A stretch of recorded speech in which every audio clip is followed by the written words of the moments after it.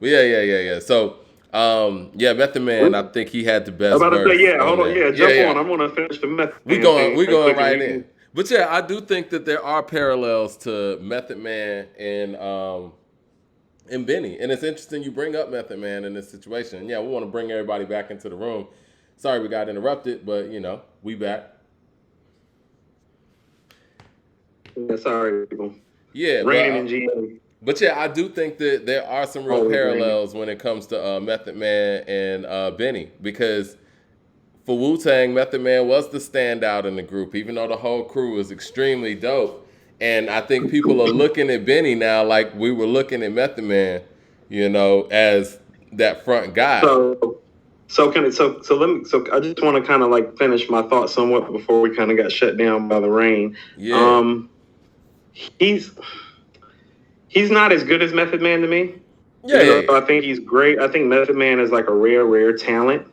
But I want people to understand it's like even no matter Ghost has the better catalog, Raekwon gets all the features and all the street cred and the street love, but they're still not the star that Method Man is to this day.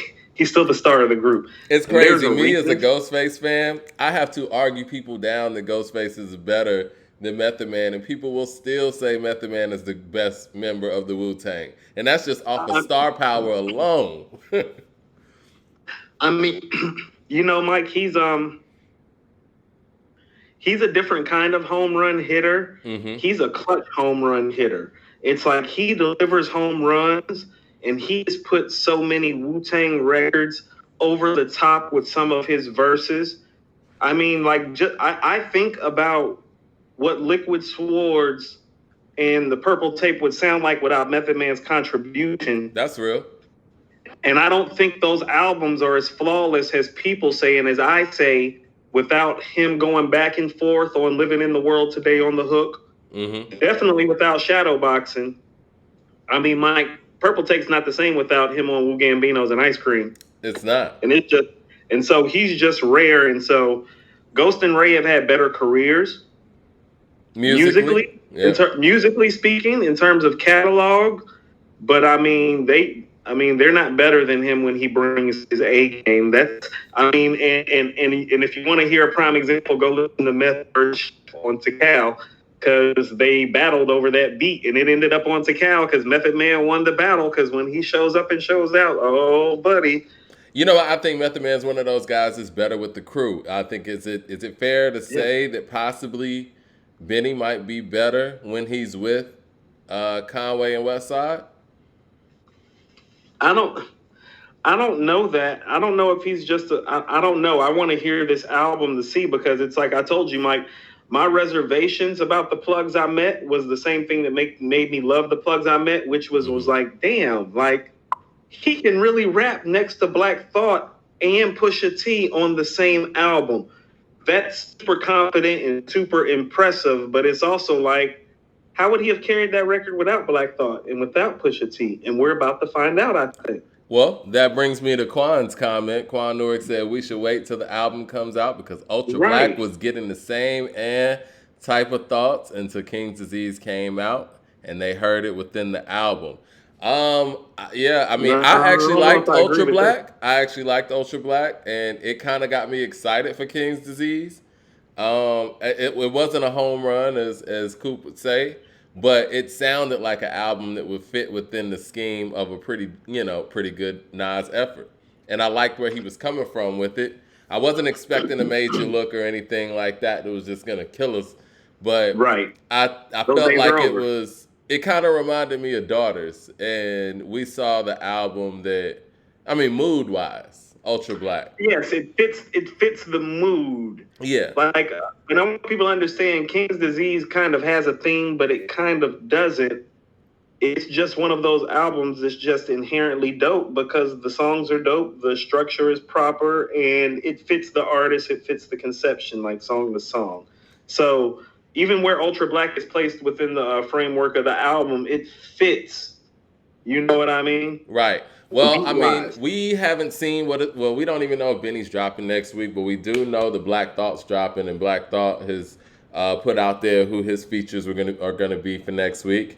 I actually got a call from Mickey Fax. Shout out to Mickey Fax, and he's dropping a very important record Monday that we're gonna debut, and he's gonna join us next Friday. Actually, you know what I'm saying? So Right. next Friday we're gonna be Excited able to talk about about that. a new Black Thought record and talk to Mickey Fax about the music he got going on, and we just gonna And a new talk Benny record. Benny's gonna lyricists. drop.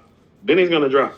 Think Benny's We're gonna getting drop? Benny and Black Thought next week. I'm speaking it into existence. Okay. Gotta claim And it. if that Gotta is claim the it. truth, if he's gonna drop next week, by the middle of the week, we're gonna see what the personnel's like, because that's kind of what they do, Mhm. Um, I mean, not really, Mike. I mean, hold on, Mike. When did we get that track list for Pray for Paris? It was like, what, Thursday at 9 o'clock? yeah, we did.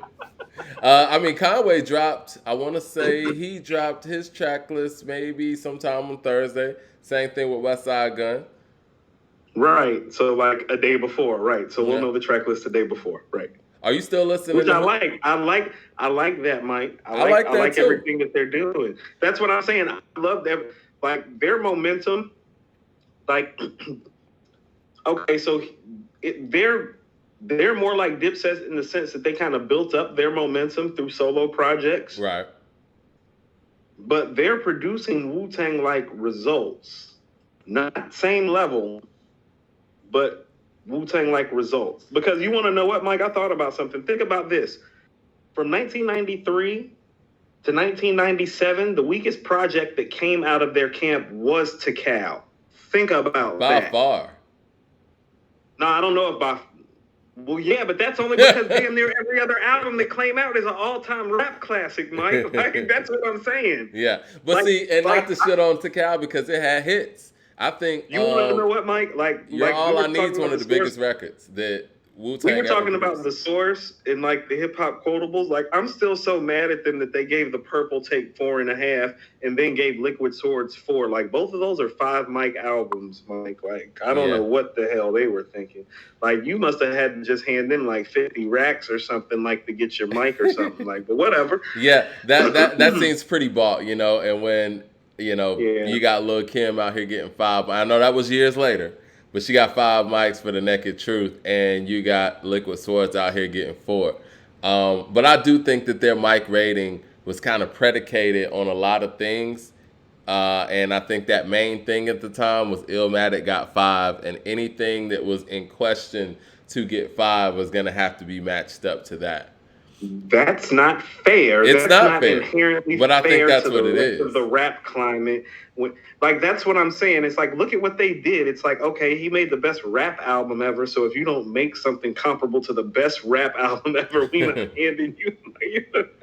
Well, you know what? They Shout so out to whack. Jay. He keeps They saying so we whack. need to stop leaving off the Liz. I think that the Liz was very dope. You're right. I don't think that Amani Caesar is getting her proper props on a mainstream level. Well, not mainstream level, but just from the hip hop consciousness, because the Griselda guys are killing it. And she did her thing, man. You still listening to Who Made the Sunshine too, right? Who, me? Yeah. I mean, I got my 2020 playlist going when I'm riding around now because I got enough tracks stacked up. So I'm pulling my best from my favorite projects. But I got some of the Liz and some of Who Made the Sunshine on there. I'll tell you the tracks from the Liz that made my 2020 playlist were Simply Done with Benny and Drillorama with Benny. Dope record. Yum Yum. I love Yum Yum. Yum Yum's the shit. You got to be from the A to understand that shit. And Ginger Rothstein. Yeah. All of those made my 2020 playlist. There's 80 songs exactly on the playlist. She got 4. Who Made the Sunshine? Benny and the Butcher is on there. All Praises with Boldy and Kisses on there. Well, you got hold on. You got this play. You got to put that on the According to Hip Hop Spotify. Mike, I just sequenced the playlist last night. I knew you were going to say that. I just sequenced it last night because I actually did some sort of order to it. Okay. I did it in it's 80 tracks, so I kind of did it.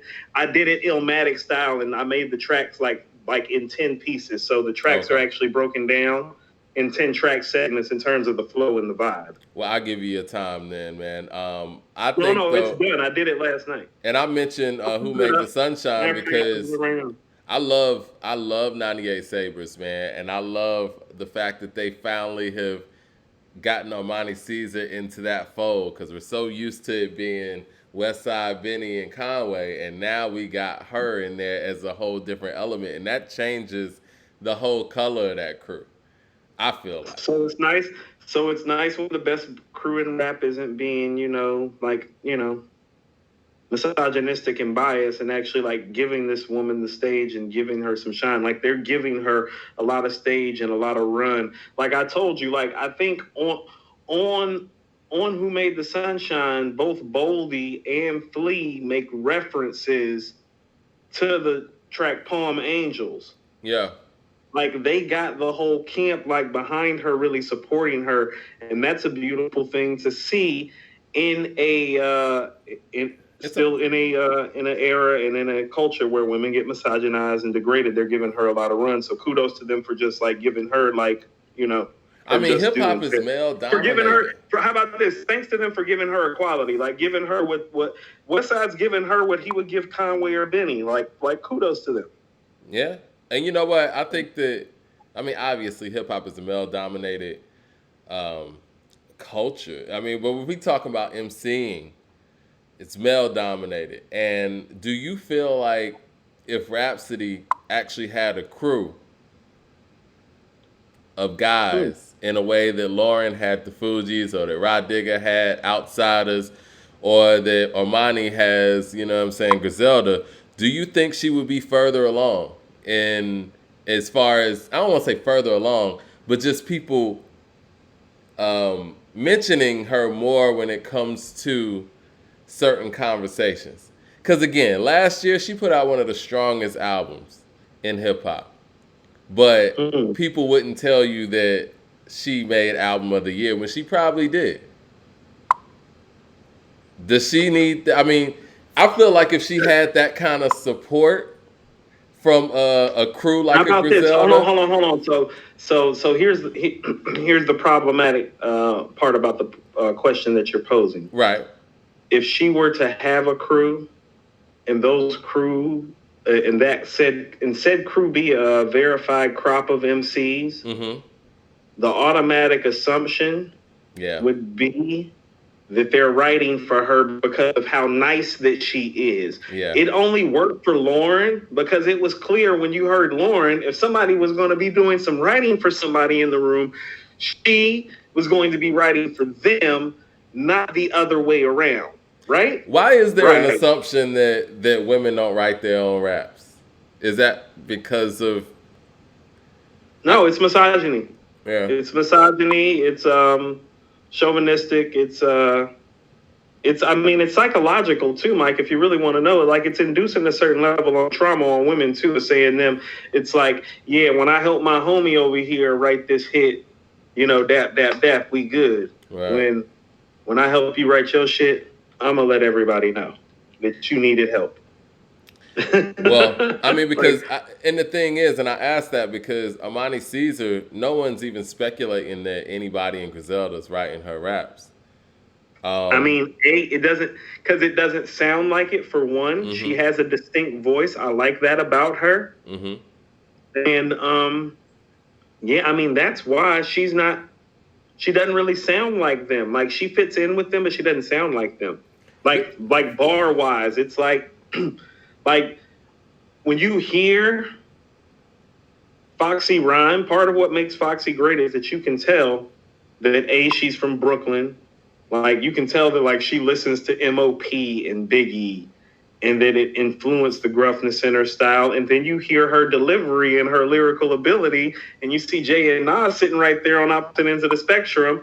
And then you see a couple of credits, and it's like, okay, like, yeah, and it's like, no, like, she nice, dude. Like, she nice. Like someone, Christopher just brought up, he said same goes with Eve. Eve did benefit a lot being next to the Locks, being next to DMX.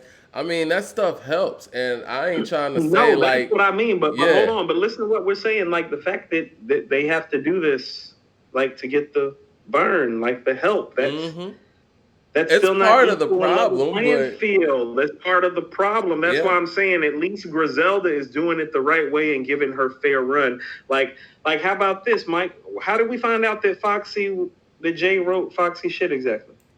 I don't know. Like, How Why did did we that ever find come that out? out? No, Mike. We all know how and why that came out. It ain't like she went and said it. It ain't like Nas and the Firm went and said it.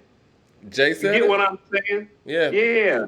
Yeah. Yeah. It came from somewhere within him or his camp. And so it's like when men behave that way towards women in a workplace environment, because if you're making music, that's a workplace environment. Ain't we signing contracts and getting checks and shit, right? Right. We're supposed to be.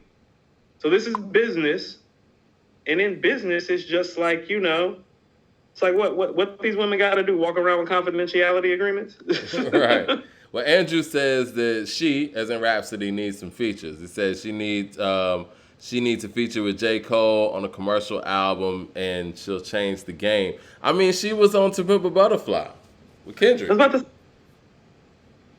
She's been on a lot of commercial shit, low key. Actually, it's she doesn't have a commercial necessarily appeal or aesthetic. She's been grinding for a minute too. Like she's been putting out quality music for a minute. She reminds me of Common in the sense that it's like Common. If Common doesn't make the light specifically, the trajectory of his career is not the same. Not in terms of quality of music, but in terms of star power. And so my personal prayer for her, go Carolina, would be that she would make a record at some point in vein of The Light, where it's like it's not a stretch for her as an artist, and it's thoughtful, and it's still her, and it pushes the boundaries of her audience further out. Yeah. But if that doesn't happen, that doesn't mean she's not great. Like, I mean, Mike, does Black Thought have any hit records? Yeah, he's got You Got Me. Come on now. Don't do that to Black Thought. Black Thought. I think You Got Me is on level of The Light, honestly, since you just mentioned The Light. No. I agree, but you're not listening to what I'm saying. I like correct me if I'm wrong, but You Got Me's on what? When Things Fall Apart? Yes. I believe at the top of right below When Things Fall Apart, at the top it says The Roots, Mike. It doesn't say like Black Thought. See, we're talking about two different things here. You're talking. No. We're talking I'm like talking about if like somebody. The fact that she's a solo artist. No. I'm saying like her trajectory as a solo artist. If we're talking about Black Thought, we need to talk about Streams of Thought 1 and 2 in the upcoming Volume 3. That's his solo career. Correct? I think his trajectory and his career has changed. No. You Got Me's a solo record, and You Got Me changed the trajectory for The Roots. That's when the and started getting different gigs too, Mike. That's what I'm saying. It didn't. You Got Me didn't change Black Thought's life. It changed The Roots' life because it was a group effort, right? Yeah. If we're talking about the bars, man. Like, were they doing Jimmy Kimmel? Hold on. When did they start doing Jimmy Kimmel Live and like all that other shit that they started doing in Unplugged? When did that happen, Mike? They got on Jimmy Fallon way later. The Unplugged, right. I truly feel like Kanye has something to do with the Unplugged. If you think that those things, like if you think that record didn't do everything to change the fact that they were just some kind of cool little hip hop band to a lot of people outside of rap, you're sadly mistaken, brother. No. Their whole mainstream career is based on that song, but it's there. Like The Roots benefited greatly for that, and so even though Black Thought penned the lyrics to that record, that's looked at as a Roots song. It benefited the Roots. We talking about Rhapsody. And I understand what you're saying. What I'm saying is based on his ability to write that record, he has the ability to put together a solo song. We've heard it. Somebody can't tell me that Andre 3000 has the ability to put together The Light. We haven't heard it. You know what I'm saying? I've heard. If you really want to break it down and be more specific, I actually think that Black Thought has done that as an artist a few times in terms of making those types of songs on a few projects. Mm-hmm. There's the Hypnotic with D'Angelo on Illadelph Half-Life. Right. And I actually like the Hypnotic more than I like You Got Me. There's You Got Me. There's Break You Off with Music on Phrenology. So I'm not saying he's not capable. I'm saying that's within the confines of him having a group and a band literally at his disposal. How many rap dudes got a band at their disposal when they want to start riffing or freestyling or picking something up? That there's some advantage to that. as You're right. opposed to You're just right. walking in with the producer and him pulling up a data file of beats. That's different. It is different. You're right. And we're gonna Like, see next week. Mike, imagine all those days you sat in the studio if somebody could just pick up and start kicking on the drums or riffing on the guitar You're when you right. started rhyming, Mike. You're right. You're right. Like right there. Yeah. And that's a Right luxury there. that he had. That is a luxury that he had. So say it again. That's a luxury. That is a luxury that he had. So You Got Me is a Root song, not a Black Thought song, because of that luxury. And you know what I will say? I do feel like and he would tell you that. He would tell you that, Mike. He would probably say that. He's the type of, I've never met Thought, but he just seems like the type of brother that would say that and give the whole group their, I'm laughing at Jay's comment. He said, do y'all think that Benny's album is going to be signature sound despite this industry ass song? LOL. And he said, I love this hip hop shit. I love how y'all go off topic for like 45 minutes straight. Right. Right. Well, I will say this. Based on that song, I don't know how on message Benny's going to be on this album. And at this point, I don't have the same anticipation for it as when I saw Conway's track list, and and even the track list looked crazy. Like when you saw Juvenile Hell featuring Havoc, as a Mobb Deep fan, knowing that their first album is named Juvenile Hell, knowing Conway's relationship with Prodigy, looking and seeing Havoc's doing the beat, that's excitement building stuff. Yeah, Lloyd Banks on there. It's like, oh, okay. Yeah. You're getting busy. Yeah. Yeah. Yeah. No. Yeah. Yeah. And just the tracklist thing was exciting. But and see the way they kind of even built up this whole Lil Wayne feature, and let's talk about Lil Wayne's feature too. And I figured that we could actually pretty much spend damn near the whole show on this song. When they were talking about Lil Wayne's feature, they were talking we need to talk about Hit Boy and all right, Lil Wayne's feature, we knew that he probably wasn't going to come with any auto-tune, right? But they were pumping this up like this was a song about spitting. And then, Benny also said, I know the song leaked, but there's a third verse in there. Y'all ain't hear that. And so the third verse is Big Sean. And I thought he had the best verse, actually. Yeah, I think he did too. But does that excite the Griselda brass? And based on what we know what these guys can do, and based on what Conway just did, and it's not fair to have to do it like that, but it is what it is. They've had a hell of a year, and Benny has waited until the end when these guys have come out with. Westside came out with 3 records, 3 albums, projects, and Conway dropped what he dropped. And the Liz dropped, and now it's like Conway's done 3 projects too. Yeah, he did. The Big Ghost LTV, Lulu, and From a King to a God. Right. But they're major label debuts, right? So those are the ones that were like anticipated on a different level, and they delivered. Yes, I mean, Who Made the Sunshine is Westside's debuts, and that's a good major debut effort. I mean, Pray for Paris is still the classic. I mean. Conway dropped a great major debut too. I think he did. All things considered, and you talk about like how industry this sounds and how industry that Conway's involvement was on that record. I think that he dropped a really good debut. But let me get back to the question. I think it's a great debut, and it doesn't sound industry at all to me. What did you think about Lil Wayne's feature on that record? Because you already said Sean got the best verse. I mean, I'm somewhere in the middle on it. I'm somewhere in the middle on the whole record. It's just like, it's one of those records, Mike, I'm not going to play it. You know what I mean? Like when it pops up, like on the random, even on the skip, I'm going to skip it, Mike. I'm just going to tell you that right now. I'm going to skip the record. And that's really it at the end of the day. I'm going to skip the record. Well, all right, this is how I feel about Wayne's verse. I think it... Like, how about this? You want to know what? Here's really how I feel.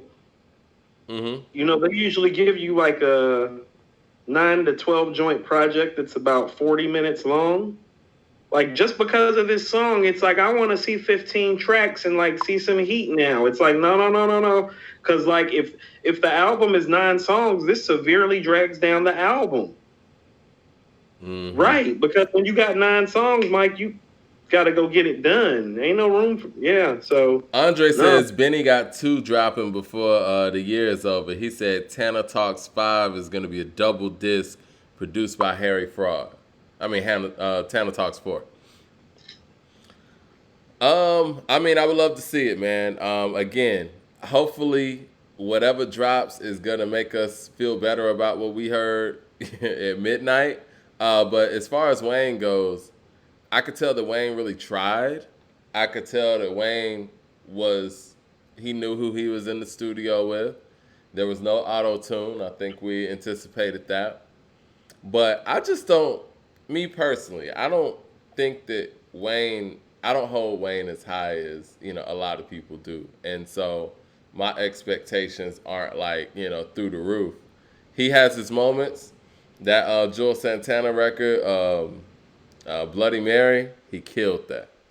But yeah. all in all, I mean, I think Wayne is above average, man. And that's, no disrespect. He's had an incredible career, very unique career that you really can't duplicate. But if we just talking Very bar for unique. bar, I mean, I'm not really that high on him in that sense. I don't feel like he's in the top 20 conversation for me, but you know.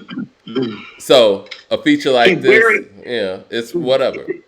he's polarizing. So is his career. Nobody has been followed and copied as much that isn't traditionally considered to be all-time great by the other greats. Well, his impact is a whole nother conversation. Well, hold on. That's part of it, though. I mean, Mike, I lived it. I mean, there was dudes out here with the Nas fade and with Biggie Coogee sweaters. So, like, you know what I mean?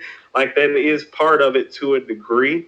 But I'm saying that nobody has ever changed the game and considered to be the best. I mean, I hate to say it like this. I think for a lot of people, they feel like Wayne lowered the bar for what it took to be the best MC in the game. I think so too. That? I think he lowered the bar. I mean, because he had his great moments, but I think with some of the borderline corny bars. But how biased is that too? Because I mean, it's hard to gauge it. And here's what I mean when he's polarized. And it's like you don't want to say it's biased when Scarface and Andre 3000 get their props as all-time great MCs and have been for quite some time. I mean, the best MCs that are out of New York have wanted to work with Face and work with Andre and from all around. So it's not like you can't say it's a total bias thing, but Andre and Face were never in the position that Wayne was in where he was literally considered to be the guy. There's never been a time where Face or Three Stacks has been the guy. And there was a time where Wayne was the guy.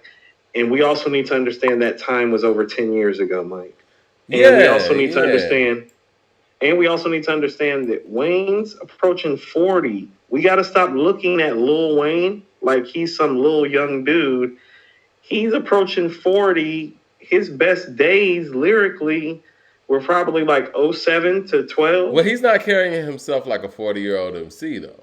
So that's part of why we don't look at him. How about this? It's like, when Kevin Garnett and Kobe retired, they didn't look like old men because they weren't old men, but the mileage that they had on their bodies told you that they were old men.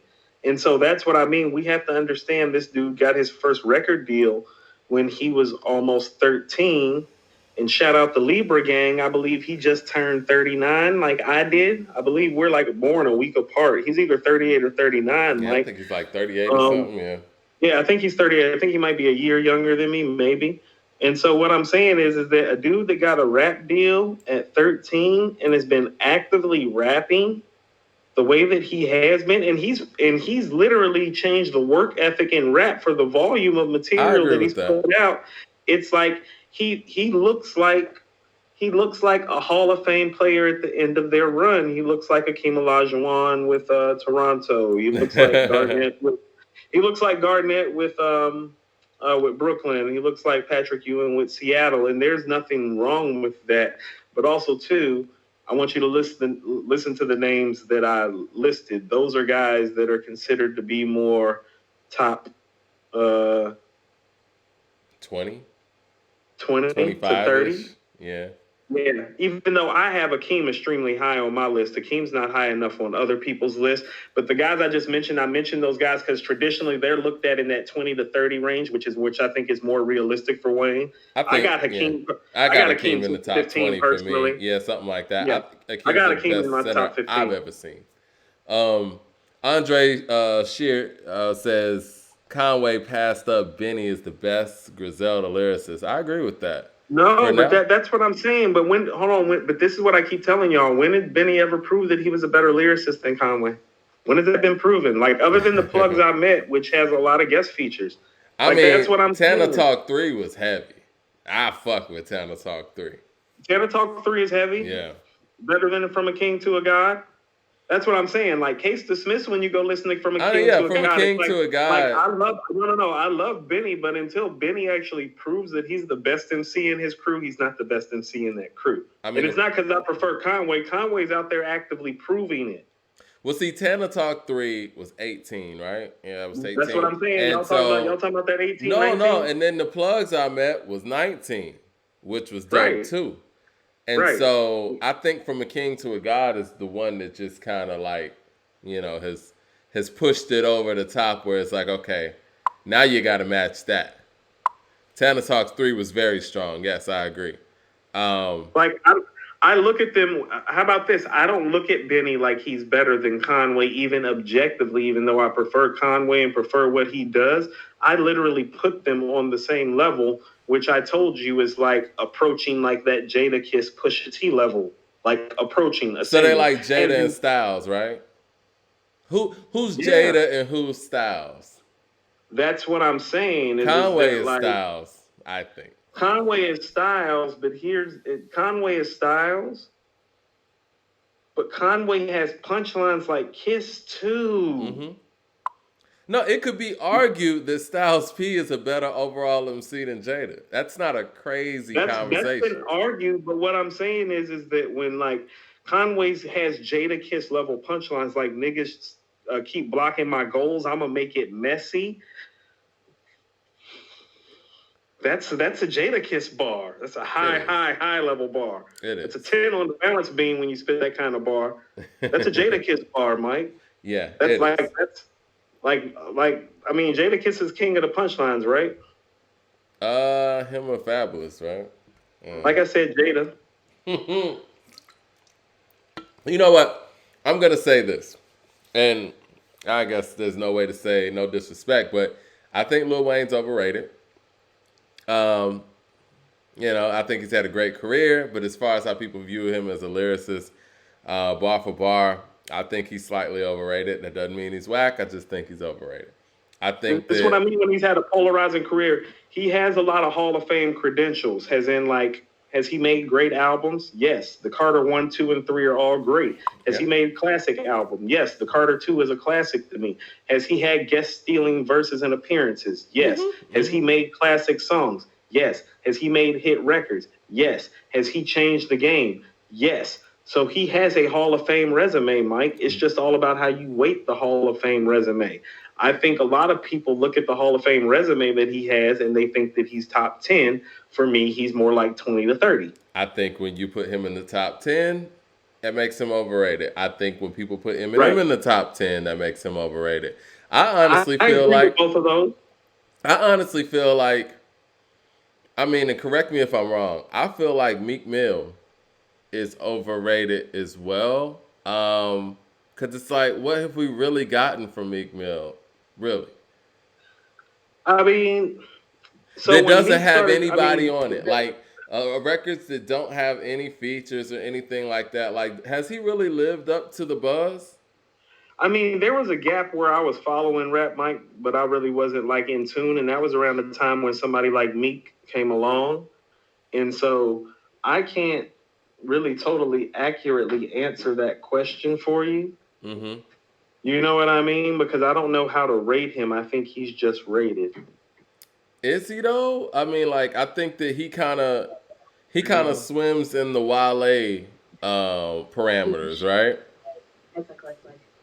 Two seconds. I think he kind of swims in that Wale parameter, right? Like, I think Meek is a name. He's one of those guys that's a name that if you ask people to name some of his records, they probably could. Glow Up is my favorite Meek Mill record by far. Honor the C note. And and I think that Meek's flow, I don't know, it's just repetitive. I can't really say bar for bar. Like, you know what Philly MCs are like, and maybe that's part of it too. I mean, it sound like he took what's his name's style?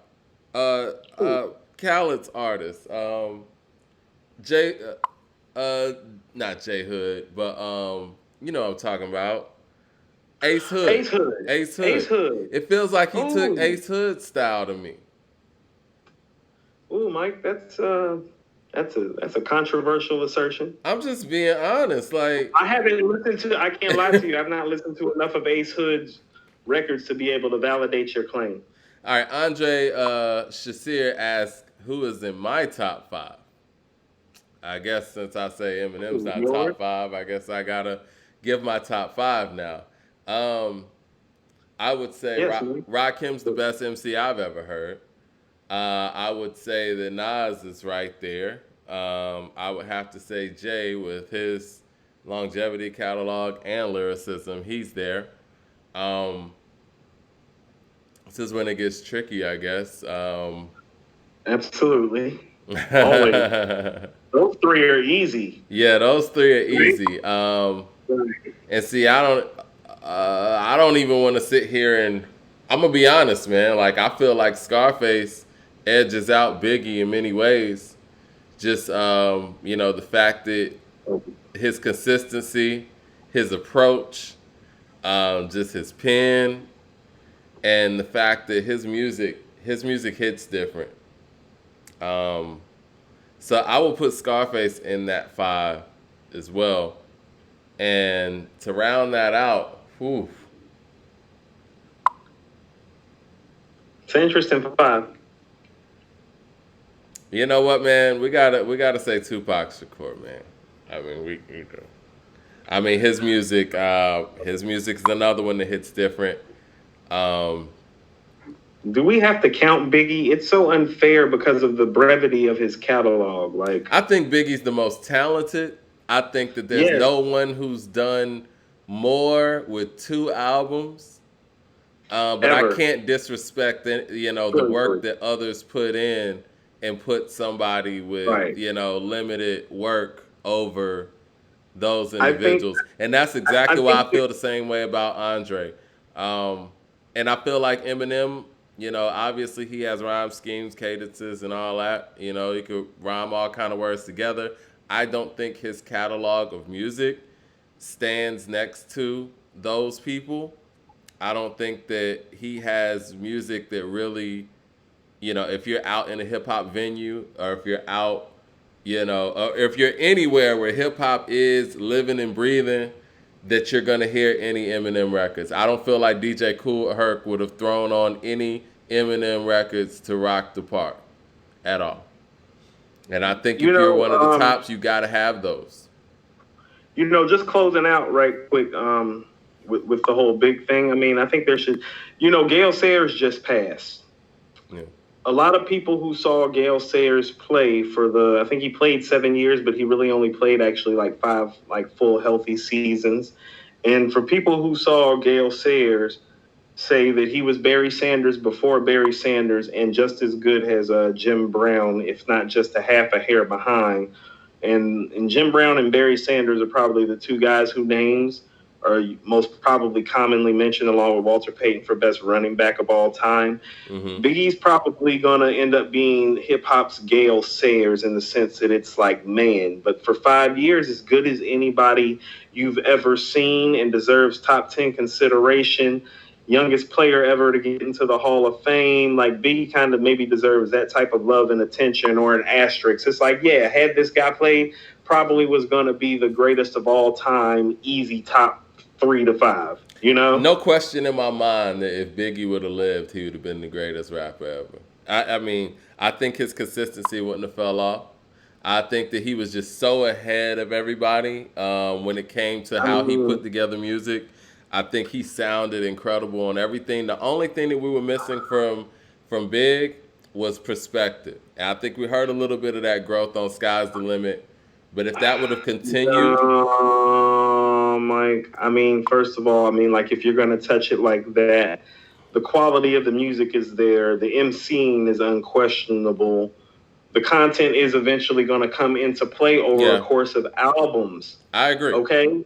So there was going to not just have to be some minor growth, but some major growth. One of the things that has enabled Nas to have his career and even suffer his pitfalls is the depth with which he spoke when he came in. Yeah, that level I agree. of depth left him room to go everywhere, and he just spent the last 25 years or so going everywhere because of it. Biggie didn't give himself a lot of places to go. I agree. Now, did he? And so we need to be careful about that. It's like, do I think he was going to be the greatest of all time? It's like, probably, but you have to understand, like, somebody like Nas and Jay, their stock has actually dropped in the last 10 years or so, and they're still considered to be possibly the greatest MC of all time. He hasn't had to suffer those pitfalls because he doesn't have like 500 songs, Mike. It's like 50. That's not fair to KRS. It's not fair to LL. No, it's not fair to Nas. It's not fair to Scarface. It's not fair to Ghostface. It's not fair to Common. It's not fair to these guys that have literally made hundreds of songs for us to dissect and break them down and literally take them down notches. We don't have anything to take Biggie down on. Now, if you want to just talk about, even like, how with about all this, that, Mike? You want to know? Hey, Mike, you want to know who's really winning the versus battle? Biggie. of course he is. I mean, but you know what? With all that being said, though, he still got more verses than Andre 3000, and has been dead for 23 years. It's very shady how you. It's the truth. It's the truth. It's very shady how you keep talking about Dre like it's this. The Mike, like, you gotta stop. It's not shady. Listen. I wrote the article about. I wrote the article about Akuma. No, Mike, you need to sign a confidentiality agreement as a resident. Somebody who was from Atlanta, Georgia, that you're not going to speak about Andre this way. No, we're going to be honest. We're going to be objective, and then we're just going to stop. I'm being objective, man. I wrote the article that Akuma is the best hip hop album I ever heard, but I've also got to be objective in the fact that us singling out Andre as one of the greats of all time, we have to start picking at certain things. And that's a blaring thing. But you want to know what, Mike? There was a time, how about this, Mike? If you would have asked me 20 years ago who my top 10 was, thought Biggie and 3000 would all be in there, and they probably would not be right now. And that's because I'm looking at guys like Nas and like Jay, and I'm like, look at all this work. Look at all these great songs. It's like Jay and Nas have 100 great songs by now, Mike. You know that? Like 100. It's not fair to me. To me, I don't think it's fair to put Andre ahead of Big Daddy Kane. I don't. Hold on. I don't think it's fair to put Andre ahead of Kool G Rap. I don't. Like, as an individual, I can't do it. I don't even know if it's a very good question. I just can't do it. It's not fair. Like how what you just said about Biggie, that's exactly how it's the same thing. Like, it's just not fair to KRS. It's not fair to LL to put Biggie ahead of those guys. And I get that. You're right. But that same thing applies for Andre as well. It's just not fair. It's like when it's like when somebody got 20,000 points and this person got 7,000 points. It's like it's hard for you to tell people realistically when you pull up the numbers. It's like, so you're telling me this guy with 7,000 points is better than this guy with 23,000 points, right? Is that what you told me? And you're telling me they played. Hold on, you telling me they played in the league at the same time, though, right? Mm-hmm. Right. No, and they had the same opportunities. I get you, but it's just, okay, so now we really need to get into, G-Rap's done a lot of work that a lot of people haven't paid attention to over the years. And I know his catalog is there. I know people will say quality over quantity and all that, and I get that. Correct. But at the same time, when you have a smaller room for error, And like you said, you don't have those pitfalls. You don't have that. You know what I'm saying? It's not fair. It's just not. Like, how about this? How about this? Here's the problem with Big. And Big If Big died. would have That's different. hold on. How about this? If Big would have made something like Nostradamus, does he have the content to recover from it with a Stillmatic? Exactly. Right. Exactly. We don't know. Right. And that's exactly why I can't put him over certain people. Right. But why the but then there's also the question, and you always end up asking yourself, if you're so great, why the hell are you making something like Nostradamus or Kingdom Come? Or what was Kane's second album?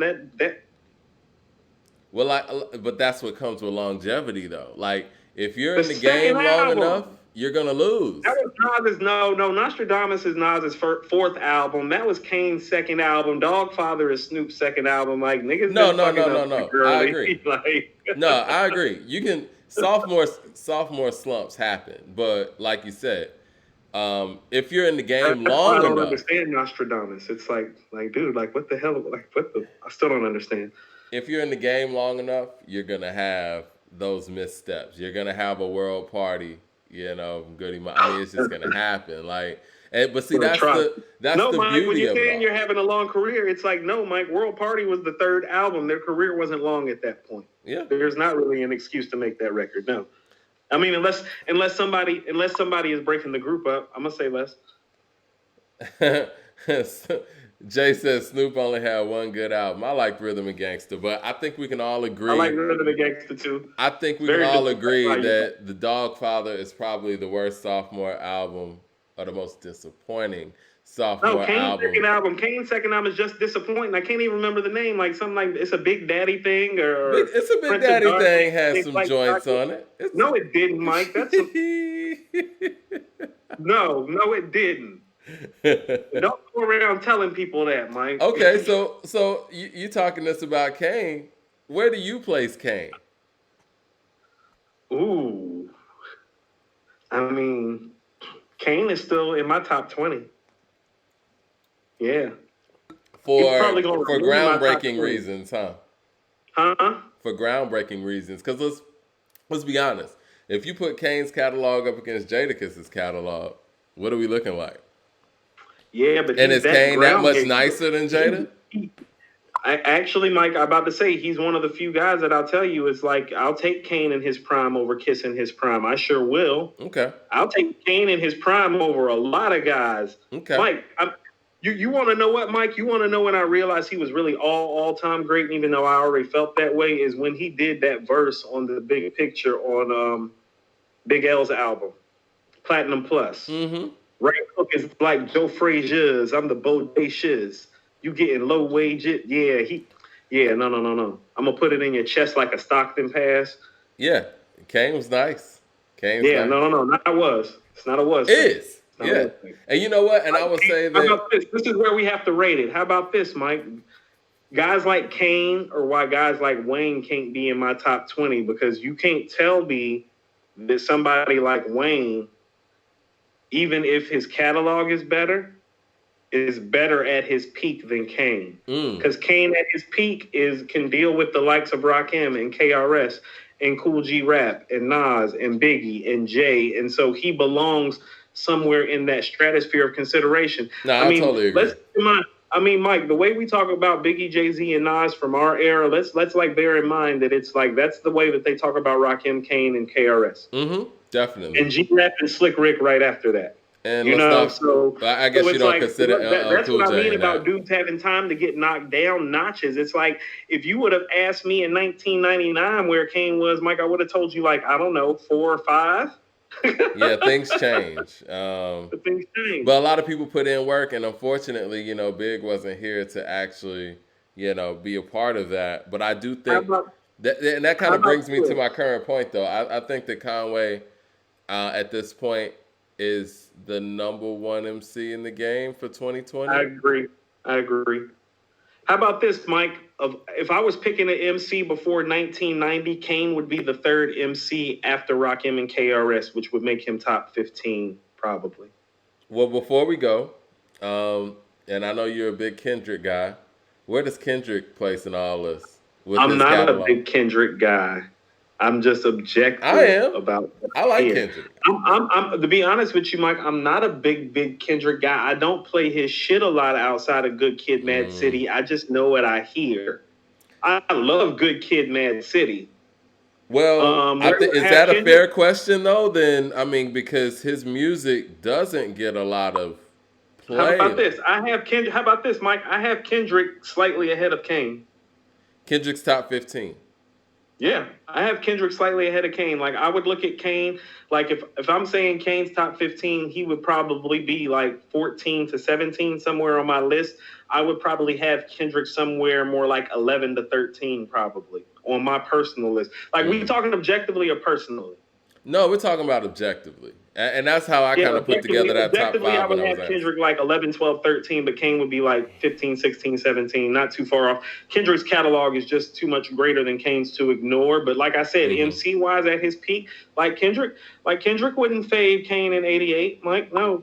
Kendrick in 2012 is not better than Kane in 88. No. But over the course of his career and his catalog, I'm going to slide him ahead, yeah. But bar for bar, not better. No. Kendrick got bars. And I think that's why I'm a fan of what he does. I think he's one of those. Not like Kane. No. This is the thing. Like I like his approach. Like he has like that Bullyfoot, Busta Rhymes, Sean Price type approach, except for he actually has lyrical content that matches with that. You know what he is? He's almost like a great student of the game. He makes albums like Outkast. He has Busta Rhymes style, but he has almost all-time great lyrical capability. Like I don't think that he is. I think his all-time great moments is when he touches into that great category of the Black Thoughts and the Rakims and the Nas's and Kanes and stuff. When he does stuff like Real on Good Kid, Mad City, and Feel on Damn, and How Much a Dollar Costs on To Pimp a Butterfly, he hits that level. He does not exist in that level because he is so diverse like an Outkast is. Yeah. But the totality of all those things is why I have him borderline top 10 when you look at his catalog. I don't look at him lyrically the way I look at a Thought or Nas or Rakim, but he's next right there. He's like right there. Now, if we talk about guys with catalogs, and, I think that means a lot too, because LL's one of those guys that we don't got a lot of quotables per se from, but he has a real wealthy catalog. Like, where do guys like Rick Ross in The Game really fit in these conversations? Because they have a really, really great catalog of music. I think, that's where it's not. Hip hop has gotten really great in the sense that it's going to be hard to properly rate those guys because it's like, okay, so Kane catalog ain't got shit on Ross catalog. Or The Games. Let's be real. Or The Games. Yeah. No MC worth his salt is going to tell you that The Game or Ross are better than Kane. Like I'm talking, if we're talking about those guys, like go ask Mos Def if Kane is better than Rick Ross or Game. He's going to laugh at you for asking that question. You get what I'm saying? But I think you get what I'm saying? No, Mike. Like, we got to understand the level to it when it comes to the craft of MCing. And Kane has existed on a level that very few guys have existed on, and that within itself is transcendental and groundbreaking. Yeah. I mean, me personally, I love Ross and love Game. They're both 20 to 30 MCs to me.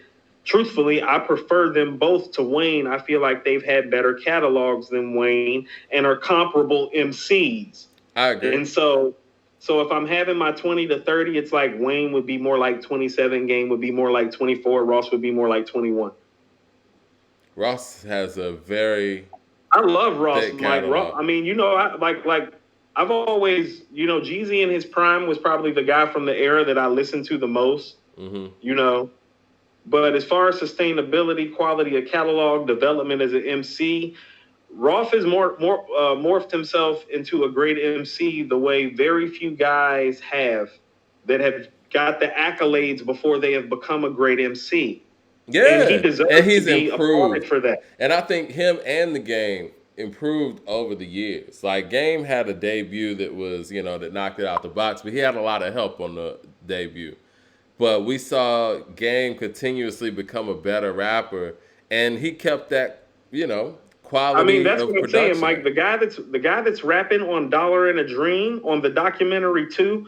Oh, that's not the guy on the documentary. That guy on the documentary too, rapping on "Dollar a Dream" is a whole problem. Yeah, He's a and whole problem. I'm like, oh, look respect. at the breath control. Look at the crisp conciseness with the delivery. Yeah, Look how he's weaving in and out. Look at the wordplay. Like, look how he's putting it together. Look how he's weaving in and out when the snare is coming in and the bass is fading out for 4 bars. I'm like, oh, yeah. Terrence And Summers people, says that Wayne definitely has a better catalog than Ross. I mean, I would love to see that versus. no, I don't no, think so, no, but no, no, he has no, a no, no, no, bigger no. catalog than Ross. Yeah, But if there we we go. He has talk a bigger about catalog. Like, how quality, about this? yeah, If you take Rick Ross's best 50 songs and you put them up 50. against Wayne's best 50 songs, oh no, no. I love Ross Two got one of Chains, man. Mike, I Mike, love Ross, Two Chains, Ross, but Ross that has, versus, whew, Ross has a borderline top 10 catalog, Mike. wow. It's borderline top 10. Ross was He's got showing off on that many. versus. No, Mike. He's not the MC that somebody like a Kane or a Nas or a Jay is, but catalog wise, Mike. Oh, he's got a borderline top 10 catalog. Like, when I think of catalogs, I think of Nas, I think of Jay, Scarface, Ghostface, Common. Those are the 5 names that come to mind immediately. Then I go back in the archive. I think about KRS because he's the one from his era that's done the most work. And then I think about LL. Those 7 guys come to mind in terms of quality of catalog. After those 7 guys, to me, there's a whole discussion involved, and he can be part of that discussion. Is T.I. in that discussion? Not like Ross is, almost. I think Ross would beat T.I. in the verses. I think Ross would beat Wayne in the verses. It's the back end of Tip's catalog where Ross is still making quality albums and quality material, where Tip stuff was more like, that's okay. Now, I do think Ross in the Game would be a very entertaining versus. That would be great. That'd be a lot of bangers. It would be a lot of bangers. I think people sleep on the Game, and I mentioned the Game because we're talking Kendrick, and I feel like maybe the Game's catalog sticks with people a little bit more than Kendrick's does. But I guess you can ride to it, Mike. I can ride to Jesus Piece. I can ride to the documentary 2 and 2.5. I can ride to the Doctor's Advocate. I can ride to LAX. I can ride. He's got a great catalog, Mike. Like, how about this? I would have all of them in 20 to 30, but in terms of catalog, all those guys are like 10 to 15 to me, Ross, Wayne, and Game. I don't have them there as MCs. I have their catalogs there, though. Like I said, you could have a conversation for them having top 10-ish catalogs. I think Ross has the best argument between Wayne, T.I., and Game and G's, like his era. He has the best case. John says, what about J. Cole? What about him? I mean, in terms of what? Like, what does he ask? We're talking catalog. We're talking catalog of music. No. So, no. J. Cole's catalog doesn't stack up. I mean, am I missing something? Is Cole on like album number 10 or something? Ross like on album number 10 or 11 or 12. Who would you put? I mean, because we always talk about Cole and Kendrick, and I think that's more of an industry marketing ploy. But who would? No. Really, how many albums is Cole on? Ain't Cole on like 5 or 6 albums? Something like that. But I'm gonna ask you. Yeah, then you're catalog conversation. Who would you put J. Cole in a versus against, where it would be comparable? Because I think the Game would beat him. I think Ross would beat him. I think Kendrick would beat him. And respectfully, I mean, these guys have great catalogs. It would probably have to be Kendrick. Kendrick would beat him. Nah, I think we got to step a little. You know what? I think might be a little bit more entertaining. You said nah. Nah. Drake would beat him. Let's be real. Like, it's what it is. Like, J. Cole Drake's a little bit more viable, I think. Drake would beat him. I mean, I think J. Cole's the superior MC, but if we're talking about I mean, I think maybe J. Cole and you know what, Mike, Rocky? You have a valid point, because to beat somebody like Drake, you need to be a lyricist with a catalog like a Common or a Nas to beat a Drake or to beat a Ross.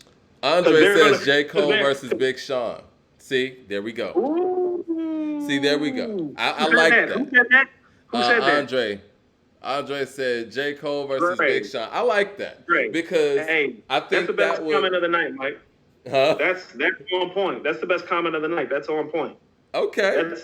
That's all the way live. That's all the way live. There we go. Let's put that in the air. I think Big Sean could win that one. I'm 50-50 on that. Big Forest Sean Hills got Drive bangers is though. definitely the best.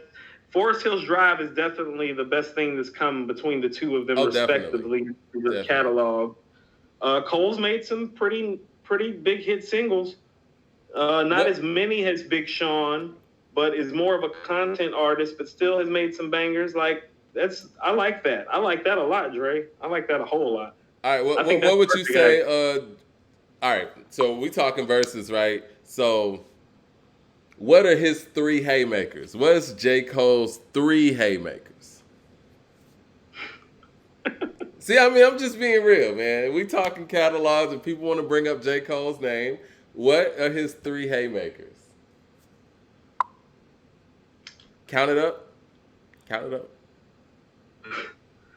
I mean, so I like Vilmatic, so it's like I'm on his mix. You know what I mean? Like the Cole that I love, the Cole I love is like the Carolina MC in me that like hears the Carolina MC in him and loves all his early shit. I'm not the industry fan of Cole like everybody else outside of Forest Hills. What's he playing first and what's he playing last? Ooh. The first, I can't think of the name. I think it's 7/28 or 1/28 or whenever his birthday is, January 28th. Uh-huh. Because he's got the same birthday as Rakim. Yeah. I think that should be the opener or the closer. I love that record. I mean, because Big Sean could come with one of those, I don't fuck with you. No, Sean's got like, like I said, Cole's got bangers like the shit that he did on the BET Awards. Smile, Crooked Smile, yeah. Power Trip with Miguel. Power Trip's big one. Nobody's Perfect with Missy. I love Nobody's Perfect. I like Nobody's Perfect. Best record. Yeah? Yeah. Nobody's Perfect is dope. I think that's a good matchup. Mike, since we brought up Game and we're bringing up Cole, features come into play too. Me personally, J. Cole's best verse of his career is actually, to me, his verse on Pray on Jesus Piece. He should play Pray. Against anybody. Speaking of features in the game, I was talking with somebody the other day, and we asked like, what was Kendrick's strongest feature verse? I know a lot of people say Control, but I think The City on the Games album, on the Red album. That was like his breakthrough verse.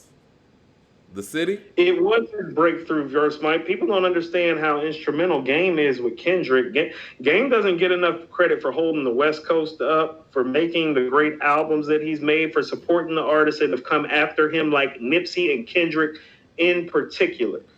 And improving all the while. Like, he kept guys around. Like, yeah, the game's important. Mike, I was in Cali when the documentary came out. I ain't never seen no shit like that in my life. I don't know how else to explain it to you. I ain't never seen no shit like that in my life. No. Well, ever. Well, next week's show, man, we got Mickey Factz going to be our special guest. He's dropping some music next week. We might get a Benny the Butcher album next Friday. And we're going to get Black Thought's claim it, album. Mike. You got to claim it, Mike. We're getting Benny. We're getting Thought. I'm getting Benny and Thought next week, Mike. You're not going to ruin this with that half glass full shit. Hey. We're claiming it. We're getting Benny. We're getting Thought.